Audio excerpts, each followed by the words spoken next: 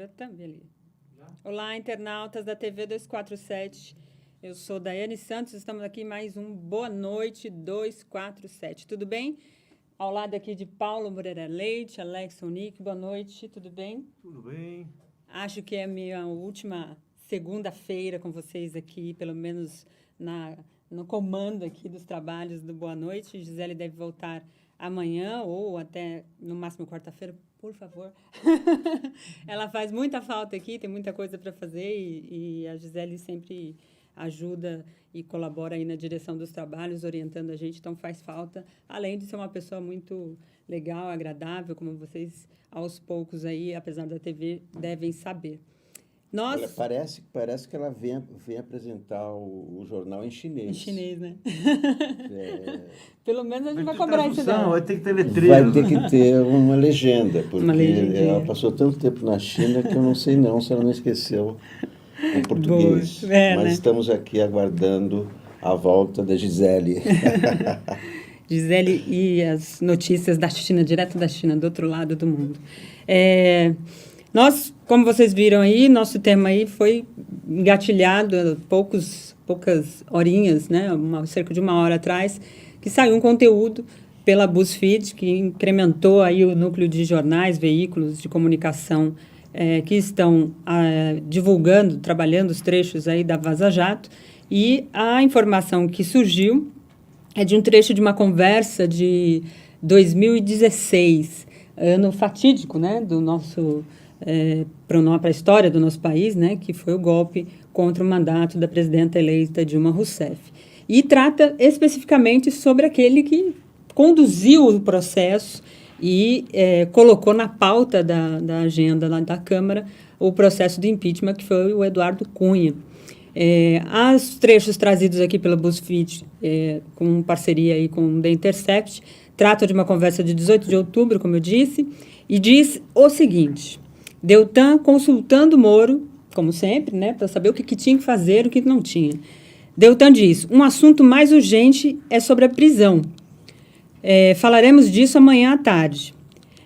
Mas amanhã não é a prisão? Questiona, né? Creio que a Polícia Federal está programando. Queríamos falar sobre a apreensão dos celulares. Moro diz: parece que sim, confirmando sobre a questão da prisão. E aí, Deltan diz: consideramos importante. Teríamos que pedir hoje, né, fazer o pedido da apreensão do que deve ser apreendido. A Polícia Federal recebe esse pedido com detalhe para o que tem que ser levado ou não, né? E aí o Moro diz: acho que não é uma boa. Lembrando aqui que quando foi feita aquela espetacularização toda da apreensão na casa do ex-presidente Lula, levaram até o tablet do neto dele, que não foi devolvido. E o tablet, o menino acabou falecendo e não teve devolvido aquele aparelho. Essas revelações vão demonstrando cada vez mais, reforçando o papel do Moro, que de certo modo estava aí nos últimos vazamentos coadjuvante, né, na história. Ele volta à cena novamente, sempre no comando, né, Alex e Paulo? Daí a primeira conclusão que se tira disso é que o Moro está obstruindo a justiça com essa declaração dele, não só declaração, foi um ato, né? Ele disse que não é para mexer no celular do Cunha. Ora, todas as investigações partem do celular, ainda mais o Eduardo Cunha, com todas as acusações que pesam contra ele. Por que será que Moro impediu a apreensão do celular? Ele está obstruindo a investigação. O que ele temia? Alguma conversa comprometedora com Michel Temer? Naturalmente, porque nós sabemos das ligações entre Eduardo Cunha e Temer, e principalmente sabemos que Eduardo Cunha mandava no Michel Temer, né? Não à toa Michel Temer proferiu aquela frase célebre, né? Tem que manter isso aí, quando o Joesley Batista disse que estava mantendo os pagamentos ao Cunha. Essas revelações são muito graves, porque, mais uma vez, Moro interfere numa investigação, obstrui uma investigação, o que não é o papel dele. Primeiro, não é o papel do Deltan consultar o Moro a respeito do celular do Cunha. Isso é uma questão da Polícia Federal, isso é uma praxe. Prendeu o sujeito, o que você vai investigar? O celular e os computadores. É isso que, se não investigar o celular, não tem nada para investigar. Portanto, as ilicitudes da Lava Jato estão, mais uma vez, expostas.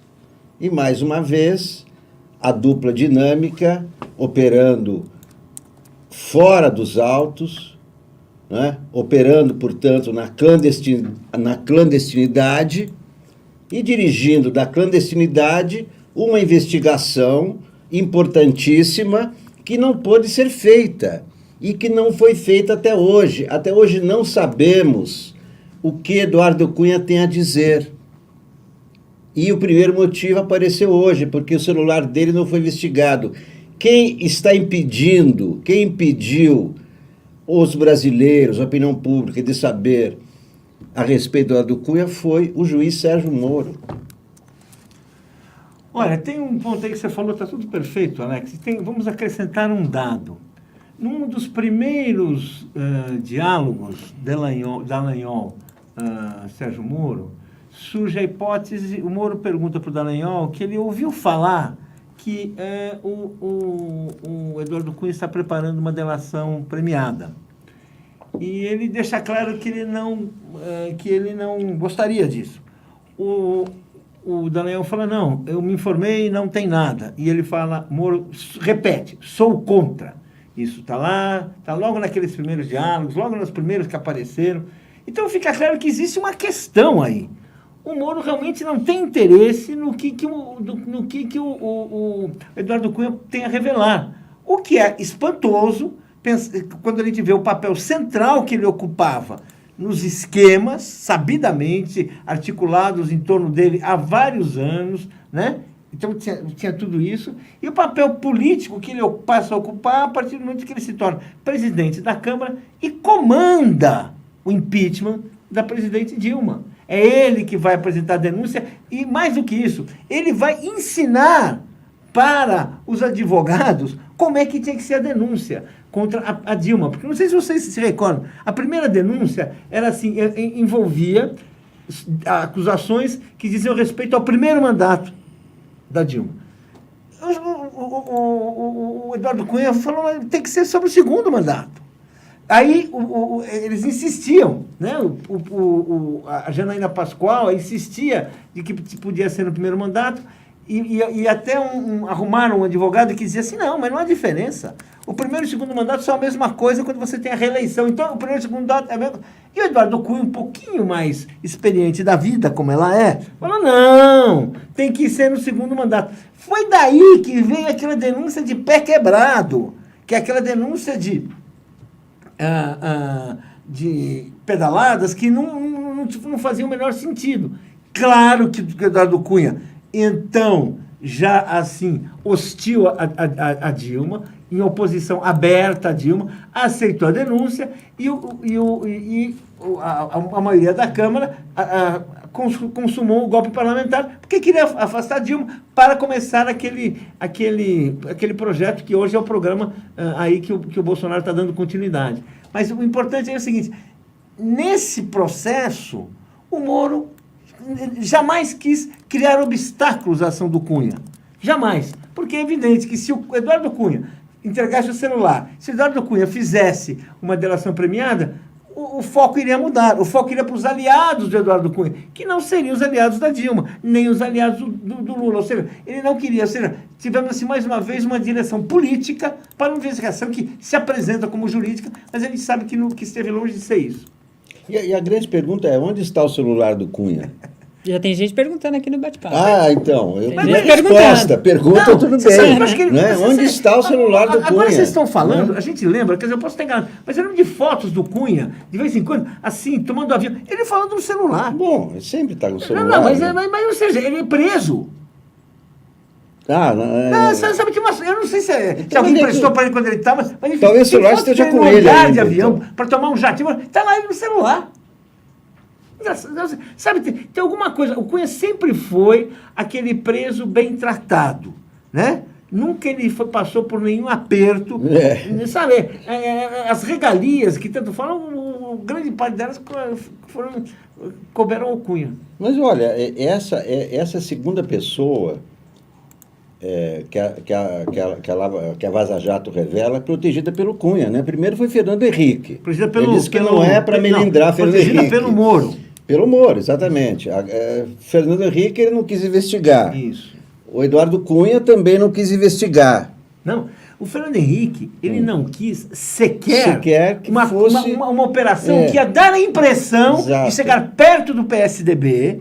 Segundo o Dallagnol, a grande questão era dar uma impressão de imparcialidade, e mesmo assim o Moro responde: eu não queria melindrar, que não seria bom melindrar o aliado Fernando Henrique.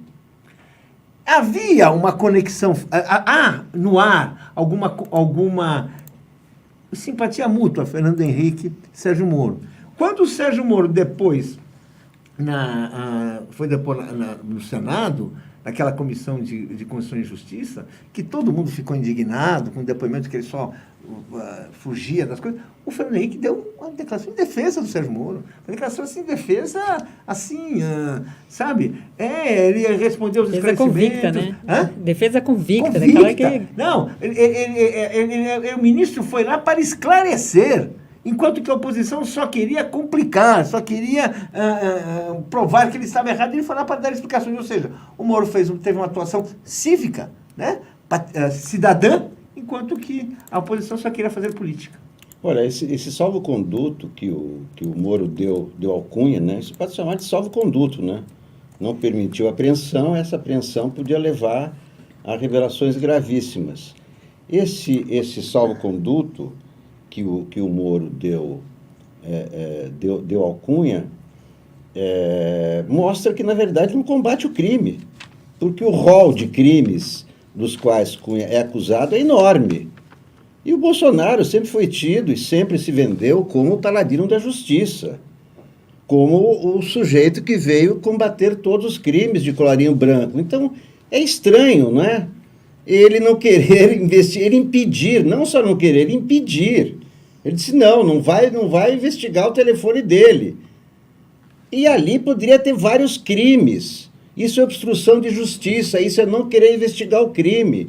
Então cai a máscara do paladino da justiça, do moralista que aponta o dedo para os outros. Por que ele não quis investigar o Cunha, que foi na época, em 2019, era o maior vilão do país, era Eduardo Cunha. Todos sabiam as acusações a respeito dele. O STF revelou uma lista imensa de acusações. E o Moro se abstém de investigar os crimes de Eduardo Cunha. Isso é muito grave para o ministro da Justiça. Verdade. Complementando a conversa, né, trazida aqui pela The Intercept via BuzzFeed, apesar da resposta do Moro dizer que acha que não é uma boa, o Deltan insistiu em tentar agendar uma reunião com o Moro para tratar sobre o assunto. Pelo que se entende, houve essa reunião e ele, na conversa, ele insiste: gostaríamos de explicar as razões. E ele continua: há alguns outros assuntos, mas este é o mais importante, mais urgente. Moro, bem, eu fico aqui até 12h30, depois volto às 14h, horário de almoço, né? Aí Deltan, ok, tentarei ir antes do 12h30, mas confirmo em seguida se consigo sair neste horário e tal. E aí Deltan, lá por volta, isso era umas 10 para meio-dia, 12h05, o Deltan avisa o Moro que está indo. Então, houve um encontro e, em seguida, no mesmo dia, o Deltan vai ao grupo dos procuradores e diz: conversamos aqui e entendemos que não é o caso de pedir os celulares pelos riscos, com base em suas ponderações, se referindo isso ao Moro. Então, a conversa aconteceu e tal, e ele fez as ponderações, o Moro, essa conversa, esse diálogo foi junto com os procuradores, depois ele afirmou isso ao próprio Moro. E aí o Moro disse: ok, tá bem, tudo certo, fechado. Quer dizer, quais eram os riscos que poderia representar o celular do Cunha? É uma pergunta que a gente precisa saber, porque por que o Cunha Por que todo mundo era chamado a entregar seu celular, era parte, né, do ritual de uma operação de busca e apreensão, que, né, busca e apreensão vão no teu, né? Entretanto, havia risco. Qual é o risco? Qual é o risco para quem? Quem que poderia estar correndo riscos? Né? Que riscos é uma são pergunta esses? realmente que até agora não quer calar. O que correu o risco foi a investigação, que mas- ficou incompleta até hoje. Tem uma matéria no nosso site tratando, não diretamente sobre o assunto, mas tratando sobre o Moro, né? O Moro diz que não tem perfil para ser candidato em 2022. Então, ele já demonstra ali o seu... Antes ele falava, não estou pensando nisso, é muito cedo e tal, e agora ele já diz que não tem perfil. Abre aspas.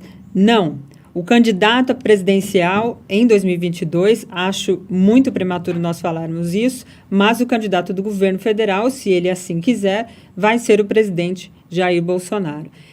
O Moro tem se isolado cada vez mais, muito se diz sobre a fritada, né, do governo próprio do Bolsonaro a ele, e nos bastidores o Bolsonaro fica dando cutucadas e tal, e na própria imprensa ele tem feito isso. Então, essa declaração do Moro sobre candidatura também demonstra esse afastamento aí. Muito se fala que agora quem está na mão de quem, né? Agora o Moro está na mão do Bolsonaro diante dessa situação toda. Né? Não, o que demonstra é que o Moro, claro, ele deu essa declaração porque qualquer que seja candidato contra o Bolsonaro elimina. Então, para se preservar, é que o Moro dá esse tipo de declaração. Olha, eu não sou candidato. Porque se ele se declara candidato a essa altura, ele vai para a rua imediatamente, né? Isso aí está claro. Então, para se preservar, é que o Moro, não é, disse que saiu da corrida Da rota. De 2022. Teve outros vazamentos, né, pela manhã, tratando aí também sobre o Dallagnol, sobre questões de palestras, laranjas, e também sobre a questão lá de uma citação feita por um dos procuradores sobre o caso do Onyx Lorenzoni, hoje ministro-chefe da Casa Civil. Mas, na época, ali estava no processo de transição do governo, né? Isso foi em dezembro do ano passado, e o Onyx, quando o Fachin determinou lá a abertura de um processo autônomo para investigar o caso de Caixa 2, o próprio Onyx admitiu o Caixa 2, né, dizendo que havia feito, que foi um erro e se arrependia.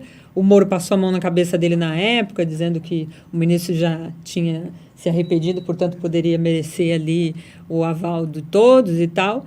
E nesse diálogo, mostrado aí pelo The Intercept, mostra que quem, além de saber, não só antes do Fachin, foi o próprio Dallagnol, né, Paulo? Esse diálogo, né, com os procuradores. Dos procuradores aí. Fingiu não saber. Vamos dizer assim, a questão que mais me impressionou nesse outro diálogo aí foi que o Dallagnol, ele está programando coisas e ele fala para uma outra procuradora se ela não quer ser minha laranja. Ou seja, vamos criar assim, vamos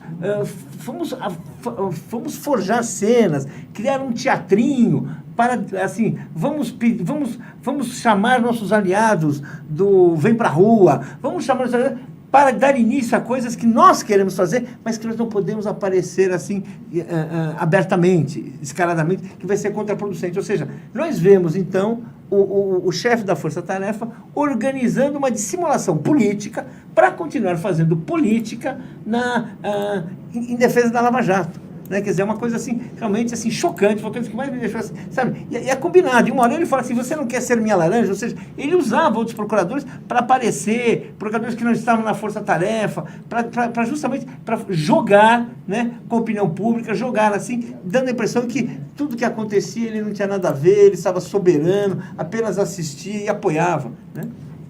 Alex? Bom, é o seguinte, o Deltan Dallagnol não tem condições, se ele tivesse um mínimo de respeito pelos brasileiros, ele teria pedido já para sair. Olha, eu saí, eu errei. É impossível uma pessoa, diante de tantas revelações graves, se sustentar, querer permanecer, querer dirigir alguma coisa, não se sentir excluído, não reconhecer que cometeu erros gravíssimos. É um procurador da República. Um procurador da República com o mínimo de dignidade já sairia. Olha, eu vou sair para que isso seja investigado. Se nada for provado contra mim, eu volto. Essa é a atitude coerente, é a atitude republicana. E não é isso que o Deltan está fazendo. Ao contrário, ele está atacando ainda. Ele ataca os outros, diz que os corruptos que estão o atacando.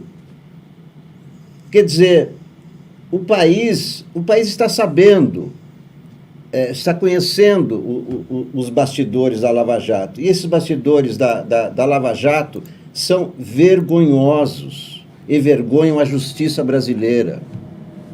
Verdade. Dentro desse diálogo revelado aí, o Dallagnol saiu nas redes sociais tentando explicar, voltou a dizer que não reconhece, e ao mesmo tempo que ele diz que não reconhece, ele diz que as relações de procuradores com entidades ou grupos é uma coisa notória e natural e tal. O que ele não diz é que muitos dos trechos revelados, ele diz, não diz que foi eu que falei, não citem o meu nome, e ele fica determinando ali quais serão as ações que as entidades devem fazer para pressionar ministros do Supremo ou tentar jogar a opinião pública num caminho que atenda os interesses deles com aqueles que eles acham que votam a favor deles. A campanha principal lá deles era para botar o Barroso, né, na segunda turma. Começa a falar que tem o Fachin, mas seria melhor o Barroso, se dá para colocar o Barroso. Ou seja, não, colocar o Barroso, aí tem aquela pauta que é o seguinte, morre o Teori Zavascki. O que acontece? Tem que arrumar um substituto. A Lava Jato não assiste isso assim, olimpicamente. Começa a discutir quem vai substituir o Teori. Então, tem duas possibilidades, né? Quer dizer, todos descartam o Gilmar, descartam o Marco Aurélio Mello, descartam o Toffoli, né? E descartam o Lewandowski, ou seja, começam a falar quem pode ser, se é o Barroso, se é o Fachin, etc, etc. Aí acontece uma cena que até agora eu espero que um dia seja explicada, porque o Fachin, ele não era da segunda turma. Portanto, ele não era candidato a assumir a relatoria da Lava Jato. Haviam 4 que estavam lá, né? Só que os 4 eles não queriam. O que acontece? O Fachin muda de turma e a Carmen Lúcia entrega para ele, né, a relatoria da Lava Jato. Ou seja, e o Fachin tem esse desempenho que, pouco a pouco, né, viria dizer o Deltan, pouco tempo depois, quando ele foi ter uma primeira conversa, as primeiras conversas dele com o Teori, com o Fachin. Mas isso, assim, é o seguinte, é tudo uma articulação, é tudo assim, uma coisa que parece assim, clubes de futebol discutindo a formar diretoria, sabe? Partido político querendo montar diretoria. Não é justiça. Não é a justiça se pondo, não é a justiça deixando assim, vamos assim, escolher um juiz que seja mais adequado, não, vamos impedir aqueles que a gente não gosta, e é a Lava Jato, que é o seguinte, é a Lava Jato interferindo na justiça, ou seja, o procurador escolhendo o juiz e não o contrário. E toda assim, uma articulação assim, que vem assim, realmente assim, essas revelações, assim, então, assim, cada vez mais elas mostram um mundo que é um mundo pavoroso. Se você pensar que assim está se fazendo justiça no Brasil, assim se está julgando quem é culpado e quem é inocente, assim se está definindo, olha, claramente, o que nós temos é uma justiça que ela se define de acordo com a vontade política, no caso do Dallagnol, do Sérgio Moro e de outros, que estão ali naqueles conchavos. Não tem nada a ver com princípios, com regras, etc. Verdade. Alex, quer comentar? Não, acho que já falamos tudo a respeito. Verdade. Né? Não, só perguntei para não lá. deixar atropelar aqui. A gente acho que tratou bem sobre essa questão da Vaza Jato, deve ter muito mais conteúdo por aí, e a coisa deve esquentar diante aí do que está se demonstrando, né? Essa questão do celular já é uma pontinha do iceberg do que vem por aí. Queria falar agora sobre a questão aí da Argentina. Ontem houve as prévias, as primárias lá, e a oposição, liderada ali pela Kirchner, né, ex-presidente Cristina Kirchner, e houve uma mexida ali nos ânimos. O presidente Maurício Macri hoje reconheceu a derrota, disse que realmente é uma rejeição às políticas que o seu governo vem implantando, mas ele disse que ainda tem esperança em reverter isso nas eleições que acontecem em outubro, de 27 de outubro, se eu não estou enganada. Foi um bom resultado e tem reflexo aqui no Brasil também, né, Alex e Paulo? Olha, muito reflexo. Eu queria falar um pouco, porque eu queria obter algumas informações sobre essa eleição. Primeiro é o seguinte, já se esperava uma vitória nas prévias da chapa Alberto Fernandes, Cristina Kirchner. Porque o governo Macri é um desastre, a população está sendo espoliada, os programas de privatização, de entrega de serviços públicos a empresas privadas, os reajustes de preços de gás num país que tem aquele inverno que nós conhecemos, e luz, chegaram assim, num mês, subiram 10 vezes. Sabe, quer dizer, uma coisa assim, quer dizer, tem uma população sendo espoliada, isso em nome de uma promessa de prosperidade, de crescimento, de emprego, que nunca veio. Inclusive para derrubar a inflação, que também continua alta. E o governo termina como os velhos governos da ditadura militar, fazendo acordos com o FMI, acordo de 57 bilhões. Ou seja, uma coisa assim, de um fracasso muito grande, e que a população foi assim, demonstrando claramente, não só pela vitória da chapa, que é significativa, que é muito importante, numa eleição que teve a participação, numa primária que teve a participação de 75% dos eleitores. É uma coisa assim, não deve mudar muito, porque 75% é mais ou menos o comparecimento, né? E que teve vários sinais que mostram um quadro consolidado. Na eleição geral, foi essa vantagem de 45% a 32%, o que já é uma diferença colossal. Se você pegar na província de Buenos Aires, que é a espécie do estado de São Paulo, na Argentina, quem ganhou? O Kicillof, que era quem? Era o ministro da Economia da Cristina Kirchner. Quer dizer, aquele cara que é identificado com a política econômica do governo anterior. Ele arrasou. Ele teve uma vitória tipo 49% a 32%. Quer dizer, é um sinal assim de que, olha, é uma reprovação à política econômica neoliberal, aos projetos de Estado mínimo, ao enxugamento do Estado promovido pelo Macri. Quer dizer, é assim, é nota zero, 49% a 32%. Assim, em vários outros locais, assim, na província de Córdoba, que hoje em dia é uma província de muita força conservadora, em 2015 o Macri teve 70%. Agora ele caiu para 50%. E os peronistas, e a chapa Alberto Cristina, teve 30%. É uma coisa também importante. Um outro elemento que pesou na Argentina e que diz respeito a nós, brasileiros, né? Enquanto que a Cristina fez um acordo, né, que, em primeiro lugar, uniu todos os peronistas, inclusive para preservar o mandato dela.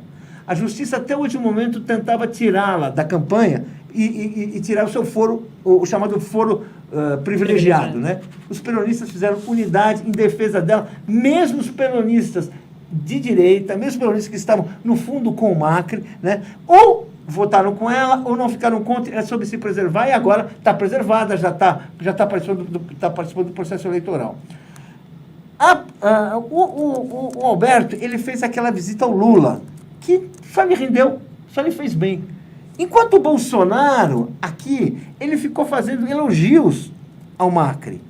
E isso não faz bem ao Macri, porque a Argentina não é um país que tem nostalgia, onde os militares que fizeram uma ditadura muito mais sanguinária que a brasileira, eles andam na rua, não existe isso. Assim, o último ditador argentino, o Videla, morreu na prisão, condenado como mandante de tortura. Ele não é herói nacional, como o Bolsonaro diz que quer tratar o uso. Ele morreu na cadeia, como um delinquente, como um criminoso. Não é? Então, toda vez que o Bolsonaro aparecia E chegavam no Brasil notícias do Bolsonaro, o Bolsonaro falando, defendendo o Ustra, fazendo todos esses pronunciamentos de ditador, ele tirava votos do Macri. Porque o Macri tem aquela eleitor de direita, mas ele precisava crescer alguma coisa. Ele perdeu esses votos. Esses votos ou ficaram, ou se abstiveram, ou foram para a Cristina, foram para a chapa do Alberto e da Cristina. Mesmo assim, aqueles jornais muito conservadores da Argentina, o mais conservador da grande imprensa, que é o La Nación, não consegue defender o Bolsonaro. Muito menos, mesmo o Clarín, que ali é um grande grupo de comunicação, também não consegue defender o Bolsonaro e tem uma certa... gosta do Macri, mas também não é assim. Ou seja, foi uma situação assim muito clara de um país que já, depois de 3 anos e meio, não aguenta mais. Ainda sobre a questão da ditadura, dos torturadores. O Macri chegou a apresentar um projeto que reduzia a pena de prisão dos torturadores, das pessoas condenadas por tortura. Assim, cada ano, a ideia era fazer assim, facilitar com que eles saíssem logo da cadeia. Cada ano de prisão valia por 2. Então, se você fosse condenado a 30, em 15 você estava solto. Se fosse condenado a 10, em 5 você estava solto. Teve, em 48 horas, uma manifestação de protesto no centro de Buenos Aires. E ele teve que retirar esse projeto e pediu desculpas. Ou seja, então, a presença do Bolsonaro, que ele acha que, assim, na Argentina é ruim, é contraproducente. Então, o que coloca agora um problema, como é que, se existem alternativas para o Macri tentar reverter esse quadro. Bem, eleição é eleição primária é uma coisa, a eleição, de fato, vai ocorrer em outubro, no primeiro turno, se não houver um resultado definitivo, vai ter no segundo turno, mas está muito claro que é uma situação muito difícil, porque o povo, o eleitor argentino, não está votando numa promessa de um candidato. Ele conhece o governo Macri e sabe o fracasso que foi. Então é muito difícil você, nesse período que resta, você mudar o placar. Porque as pessoas votaram naquilo que elas viram. Elas votaram contra um governo porque este governo foi um desastre e não fez aquilo que foi prometido. Então, a possibilidade de a Argentina chegar no final do ano com um novo governo, um governo que é peronista e que tem um presidente que foi chefe, teve um cargo importantíssimo no primeiro mandato da Cristina. Também foi um cargo importantíssimo no mandato do marido dela, o Néstor Kirchner. E depois eles se afastaram e agora se reaproximaram, que é o Alberto Fernandes. É uma situação, é muito provável. E isso vai ter implicações óbvias para o Brasil e para o conjunto da América do Sul. Perfeito. A coisa que já se coloca neste momento, né, é assim, é um novo eixo no continente, México, Argentina e, quem sabe, Brasil. Ou seja, uma coisa que é uma virada muito importante que vai mexer, porque a Argentina é o país, na América Espanhola, o mais influente, o que tem mais ação externa entre os vizinhos, entre Bolívia, Paraguai, tudo isso. Assim, é uma coisa que o Samuel Pinheiro Guimarães explicou hoje para a gente. Entre os povos de língua espanhola, a Argentina é o mais influente, é o que tem mais prestígio, e uma vitória, e uma derrota, né, do Estado mínimo na Argentina vai ter consequências em todo o continente e, evidentemente, vai ter um impacto muito grande no Brasil, aonde o Bolsonaro está vivendo uma situação que é, vamos falar assim, é um Macri inicial, né? Muito discurso, muita conversa e nenhum resultado. Alex? Bom, as primárias na Argentina são completamente diferentes das primárias nos Estados Unidos, né? As primárias americanas dizem respeito ao partido, são os partidos escolhendo o seu presidenciável. Na Argentina, não. As primárias são feitas já com os candidatos e o objetivo é que os candidatos que não alcançam 1,5% são eliminados da eleição para valer, que vai ser o primeiro turno dia 27 de outubro. Então, os resultados, embora só sejam levados em conta esses que estão abaixo de 1,5%, indicam claramente uma tendência. Quer dizer, quando Alberto Fernandes, Cristina Kirchner alcançam 47,5% contra 32% de Macri, faltando 2 meses e pouco para a eleição, dificilmente o Macri vai se recuperar, porque a situação argentina tem uma inflação galopante, e não há como haver alguma recuperação entre a eleição. Se o resultado se repetir, Alberto Fernandes e Cristina Kirchner ganharão no primeiro turno, porque pela legislação argentina, o candidato que tem mais de 40% e 10 pontos percentuais a mais que o segundo, já é vencedor, declarado vencedor no primeiro turno. Bolsonaro apostou todas as fichas no Macri, claro, e agora está dizendo, hoje ele disse que se a Cristina Kirchner ganhar, o que é, quer dizer, Cristina Alberto, Alberto Cristina, Cristina Alberto, ele disse que o Rio Grande do Sul vai se transformar em Roraima, e os argentinos vão fugir da Argentina. Quer dizer, se comparar, se comparar a economia do Rio Grande do Sul com a economia de Roraima, a economia da Argentina com a economia da Venezuela, são duas aberrações, é claro, mas isso mostra a irritação, porque o Bolsonaro estava contando com o Macri, né, para continuar essa onda da direita e tal, né? Com o Alberto Fernandes, a situação muda completamente. O Alberto Fernandes já mostrou por quem tem simpatia no Brasil, é o Lula. Ele não visitou o Bolsonaro quando veio no Brasil. Ele foi visitar o Macri, foi visitar o Lula, né? Então, os planos tanto do Bolsonaro como do Eduardo Bolsonaro, né, de criar aquele eixo da direita, com o Steve Bannon, né, irão por água abaixo, e também as próprias relações, né? E isso vai ser muito bom, porque a importância da Argentina com o governo de esquerda, isso vai provocar uma reviravolta na política de toda a América Latina, vai ter influência no Mercosul, quer dizer, vai ser, de fato, uma reviravolta muito grande a favor da democracia. E mostra também que os argentinos tiveram paciência de esperar 4 anos e derrotar o Macri nas urnas. E está aí o resultado, 47,5%. Mas tiveram que esperar 4 anos. Nós estamos aqui há 7 meses, né, ansiosos para que isso acabe, mas os argentinos demoraram 4 anos. E se derrota também a direita pelo voto. Vou ler aqui alguns comentários dos nossos internautas. Quer falar, Paulo? Não, eu ia falar o seguinte, se derrota sim. Agora, esse movimento que o Bolsonaro faz, à margem das instituições, quebrando as instituições, fabricando crises permanentes, esse movimento o Macri não faz.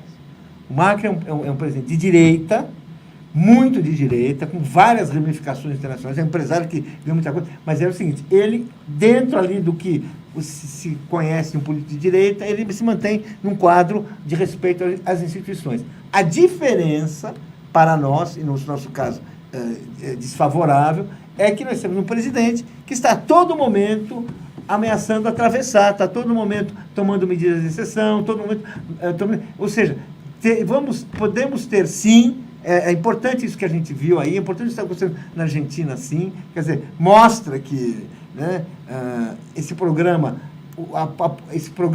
do Estado mínimo, ele não consegue ter apoio eleitoral para sustentar um governo democraticamente. A questão é saber se esse governo que nós temos, ele vai conseguir, né, porque ele não para de tomar iniciativas que vão no sentido de uma ruptura institucional, de ameaças ao Estado de Direito e coisas que nós estamos vendo aí que não estão de acordo com a Constituição. Ou seja, a situação econômica da Argentina é muito pior do que a brasileira, uma inflação imensa e etc, etc. Mas a situação institucional é melhor. É melhor. Porque é mais estável. A gente não se discute se tem que voltar à ditadura. Os ditadores foram punidos, os torturadores foram punidos, os sindicatos são fortes, os protestos são marcantes. Então, há diferenças. É claro que a gente sempre imagina o efeito Orloff. Eu sou você amanhã. O que acontece na Argentina hoje vai acontecer no Brasil. É o que todo mundo deve ter se lembrado disso hoje, não é? Mas temos que ver com toda a serenidade que as situações são muito diferentes também, como o Paulo bem lembrou. O Macri está mais para João Dória, mais para Partido Novo, do que para Bolsonaro, que é um extremista, um incendiário, que o Macri nunca foi. O Macri apenas aplica a política econômica igualzinha do Paulo Guedes, mas ele com personalidade, não é essa personalidade que quer romper com as instituições democráticas, como é o caso do Bolsonaro. Então nós temos aqui no Brasil dois perigos, duas ameaças. A ameaça da recessão econômica, que está às portas do Brasil, e a ameaça do rompimento das instituições, que é uma ameaça diária, não é? Que é o movimento do Bolsonaro, assim, permanente. Vou ler aqui alguns comentários dos nossos internautas, tem bastante gente comentando aqui já, eu acumulei bastante. O programa Rádio Revista mandou um superchat dizendo: no celular do Cunha, claro que está com Queiroz. Gerinaldo Costa, de Feira de Santana, na Bahia, que é o perfil dele, é o programa Rádio, atendendo aqui as orientações até do Alex, do pessoal colocar o seu nome. Obrigada, Gerinaldo. Ângela Rafaela Knopf, ela mandou o superchat aqui, obrigada, sem mensagem, né? Mas agradeço aqui o apoio. O Cláudio Alves também mandou 2 superchats. Moro não está sendo fritado, e sim cremado vivo, diz aqui o Cláudio Alves. Num segundo ele disse: nossa economia está muito bem quando comparada às nossas instituições. Essas precisam ser consertadas muito antes daquelas. A Maria de Lourdes dos Santos, também no superchat, diz: Alex, se ele tivesse respeito pelo povo, não teria feito o que fez e vem fazendo. Dizendo aqui sobre os comentários do Dallagnol, eu acho, né? A Carla Carlinha. Eu não entendi o quê? Se ele tivesse respeito pelo povo, não teria feito o que fez e vem fazendo, diz ela aqui. Ela não se refere quando. Eu disse que o Dallagnol tem respeito pelo povo. Não sei se foi o Dallagnol. Pode ter sido outro, mas enfim. Desculpe, não entendi essa observação. Mas está feita aqui a digressão dela. Está concordando com o que você disse. Deixa eu complementar aqui. Está complementando o seu raciocínio. A Carla Carlinha. O Cunha foi peça fundamental para o golpe acontecer. Certamente, o conteúdo do seu celular iria comprovar toda a armação para a qual a Dilma foi afastada, né? Bastaria, assim, voltar 6 meses. Que é quando, assim, quando ele foi preso em outubro. O golpe foi em maio. Imagina, volta 6 meses. Com quem ele conversou? O que foi que ele combinou? O que ele prometeu? Maxwell Dias, parabéns, povo argentino. A Mimarli mandou um superchat dizendo: boa noite, queridos. A Vaza Jato só envergonha aqueles que têm vergonha. O que esses canalhas, lesa pátria, não têm. Diz ela aqui. A Ana Cláudia também mandou um superchat, obrigada. Marilene Nascimento, 36 anos do assassinato de Margarida Maria Alves, por lutar pelos direitos das trabalhadoras e trabalhadores. Lembrando aí a Marcha das Margaridas, né? Já a gente vai falar sobre ela. Jaci Santana, o filme da Argentina é o mesmo do Brasil, na opinião dela aqui. A Binha Unzi mandou o superchat dizendo: Bolsonaro também atacou os enfermeiros. Ele disse que se o médico não passar no exame do Revalida, que vire enfermeiro ganhando menos. Bolsonaro não sabe a diferença entre a profissão médica e a enfermagem. Bolsonaro não sabe a diferença de quase nada, né?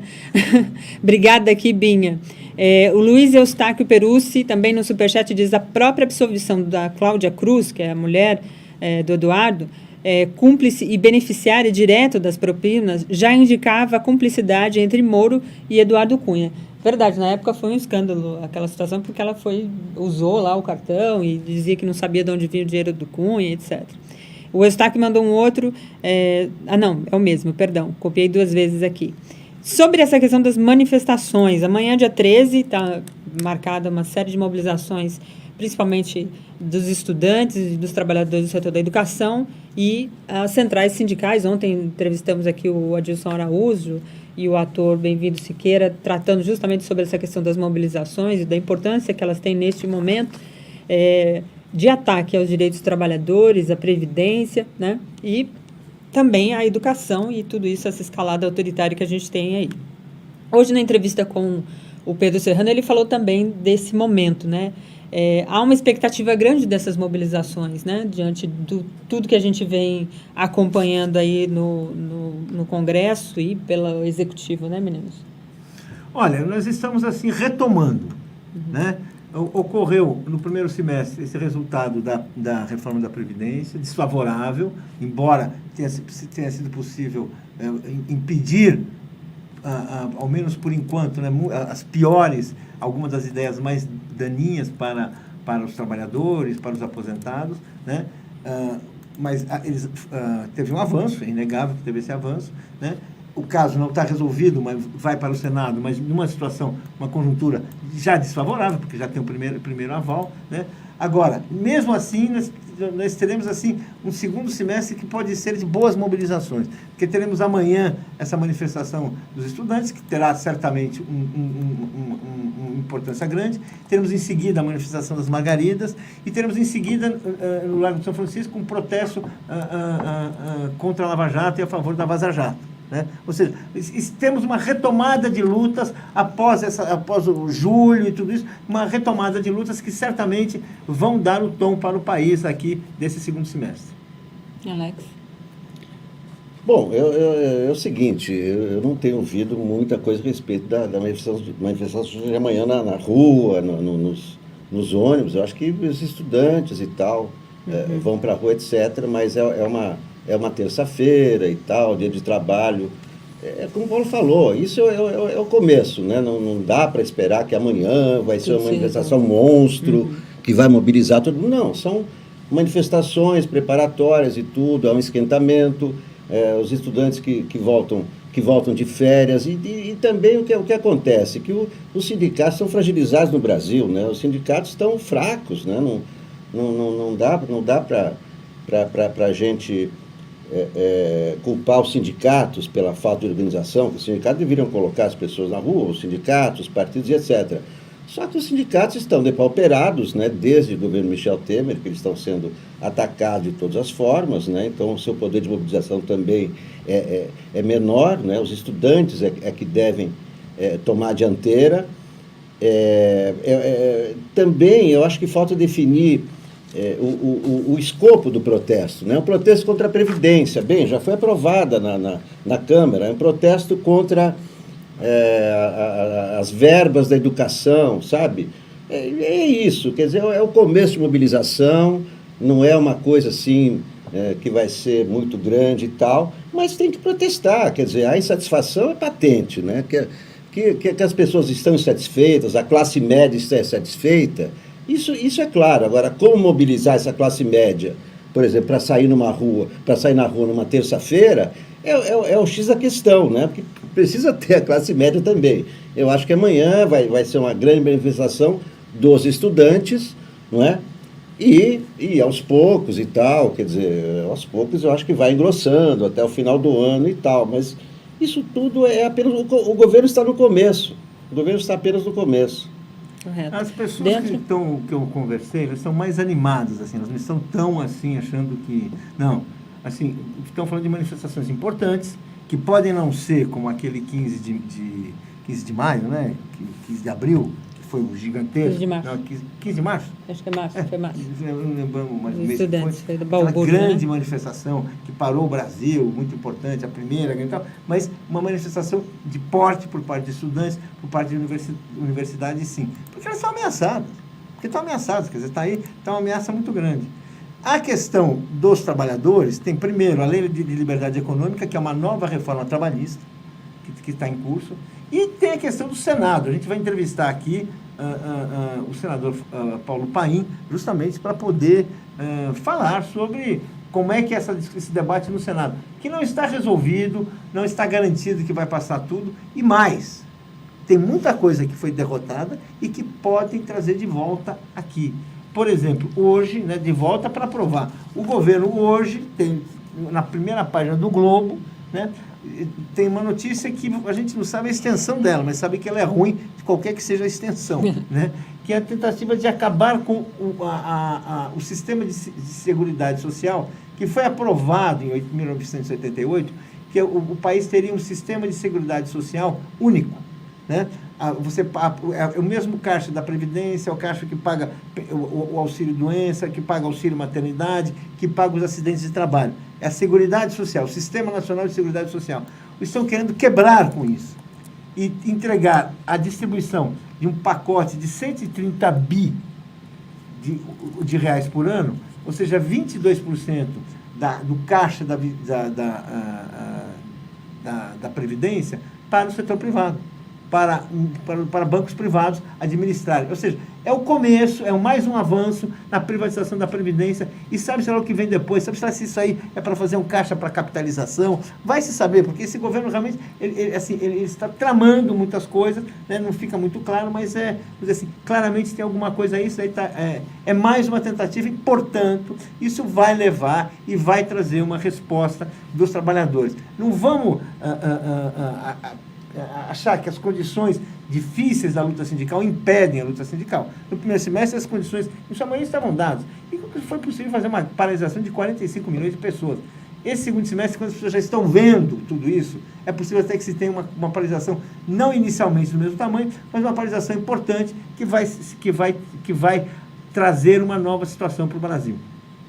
Expectativa, a gente está falando aqui de números, de uma sensação. É claro que a gente convive, os dois aqui são jornalistas e têm ali os seus contatos, mas a gente tem conversado também com lideranças sindicais e vamos ter a realidade de frente mesmo amanhã.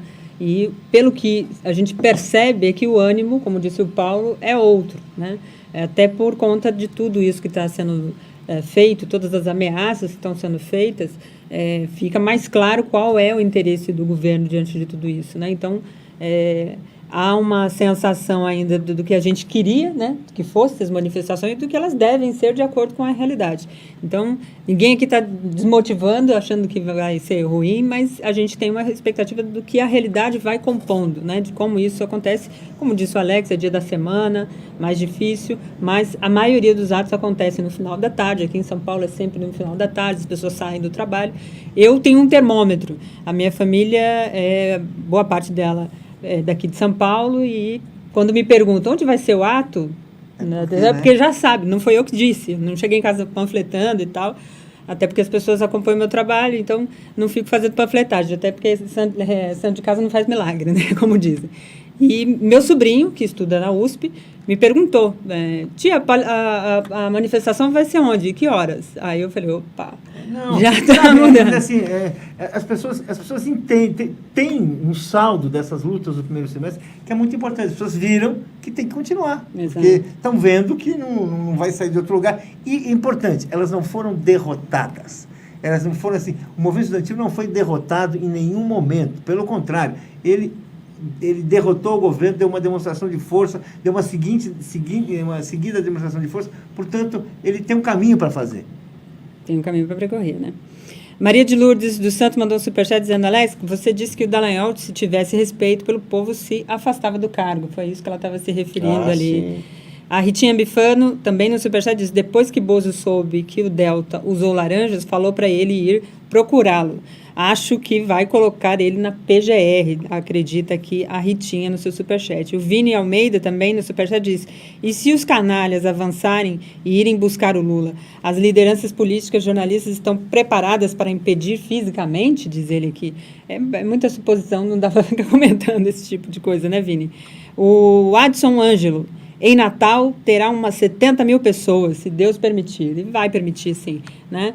Tem um outro superchat que chegou aqui agora, do Cláudio Alves. Já ouviram as denúncias de depósitos muito altos da senhora Toffoli na conta do marido? Podem comentá-las? Isso não explica a covardia do Toffoli? A gente até pautou o Toffoli aqui. Não estou sabendo dessa questão dos depósitos, né? Talvez esteja em volta aí daquela questão do COAF e todo, né? Mas a gente tinha pautado aqui o Toffoli sobre o comentário dele sobre desidratar a Constituição e sobre a questão da reforma tributária, né? Isso, o Toffoli, aquela história que está na Veja dessa semana ainda, né? De que o Toffoli teria impedido uma tragédia nacional ao fazer um acordo em torno de um poder moderador, ao fazer um pacto com o Bolsonaro, ao que permitiu a permanência do Lula na prisão e tudo isso. Quer dizer, essa coisa está, na verdade, o que está se configurando é que o Toffoli é aquele personagem, como me disse hoje, um velho militante aí das lutas políticas, é aquele sujeito que depois de costear o alambrado, como dizia o Leonel Brizola, né? Quando uma pessoa está mudando de lado, né? Ela vai andando ao lado dela, ele pulou para o outro lado. Quer dizer, ao dizer que é preciso desidratar a Constituição de 1988, ele está simplesmente se colocando como ministro do Supremo, cuja função não é desidratar ou hidratar. A função dele é aplicar a Constituição, proteger, defender essa Constituição. Ele está se colocando na posição de quem vai ser coveiro dessa Constituição por dentro. É uma posição assim, realmente assim, chocante, né? Para quem pensa que ele chegou ao Supremo, né, indicado pelo presidente Luiz Inácio Lula da Silva. Então, imagino que tipo de conversas que ele teve com o Lula, que tipo de questões foram colocadas, e o que ele está fazendo agora, assim, numa postura assim, que é absolutamente assim, de aliado do Bolsonaro. Uhum. É isso que está colocado. Quer dizer, e como muitas pessoas que têm esse tipo de história, elas costumam justificar suas atitudes dizendo que foi para evitar uma tragédia muito pior. Né? É assim que ele está justificando, é assim que ele se explica na Veja. E agora falar de desidratar a Constituição, não, precisa, na verdade, fortalecer a Constituição, defender a Constituição, porque é isso que está, é por isso que o Brasil está, assim, nessa crise que se encontra. Quando a gente fala da Argentina, a gente tem que lembrar o seguinte: na Argentina, um político como o Bolsonaro não tem vez, porque os generais responsáveis pela tortura foram julgados e condenados. A prisão do Videla é uma diferença essencial com relação à tortura no Brasil. Os militares brasileiros, eles jamais foram levados a um julgamento, jamais foram condenados, jamais responderam por seus crimes. Eles se preservaram como uma força que tem ligações até hoje com essa história do porão, que faz culto à violência, na qual um coronel como Ustra é tratado como herói pelo presidente da República, e não só por ele. O vice-presidente da República também já disse que considerava o Ustra um herói. Ou seja, é bem diferente, e isso explica a nossa dificuldade de respeitar a Constituição, de defender a democracia, e torna ainda mais grave essa atitude do Toffoli de dizer que tem que desidratar a Constituição.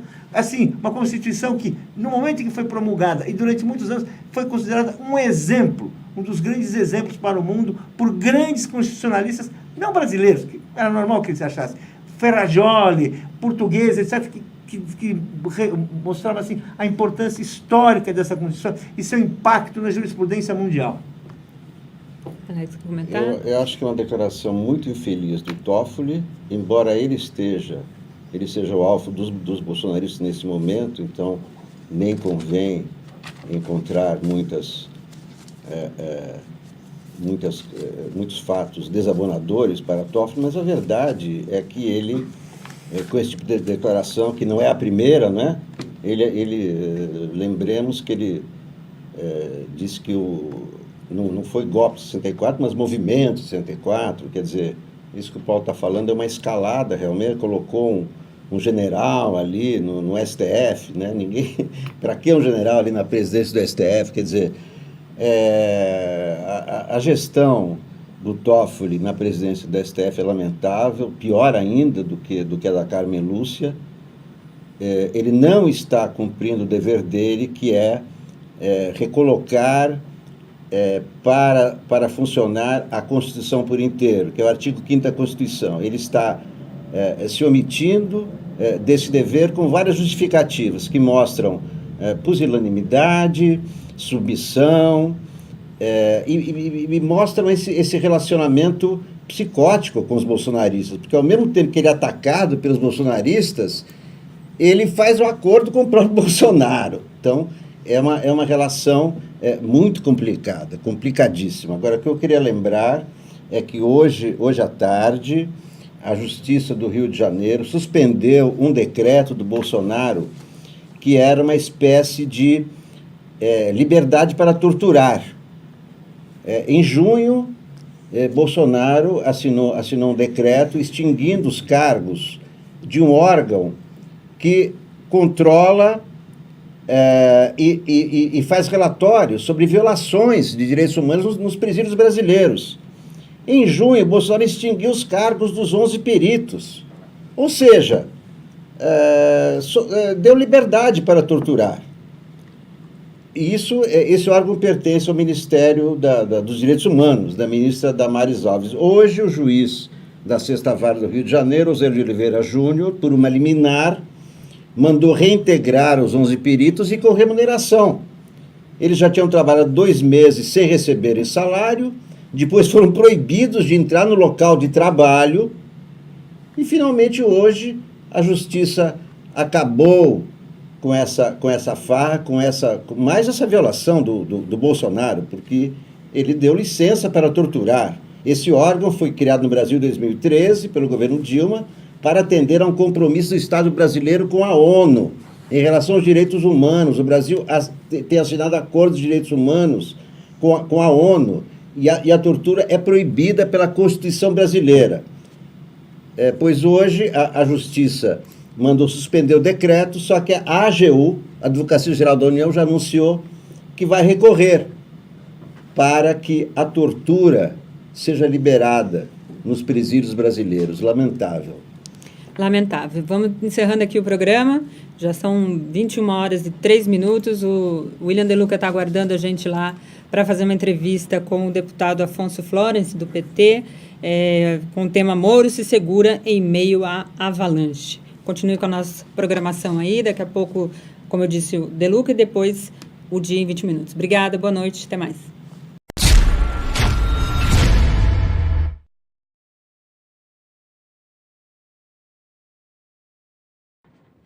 Oi, pessoal. Eu estou aqui para pedir a ajuda de todo mundo para a campanha de assinaturas solidárias do 247. Uma das maiores desgraças que podem acontecer a uma sociedade é a falta de vozes plurais. O pensamento único é um mal que tem que ser combatido por todo mundo que defende a democracia, que defende a tolerância, que defende o acesso à informação e o direito de difundir informação. O jornalismo é um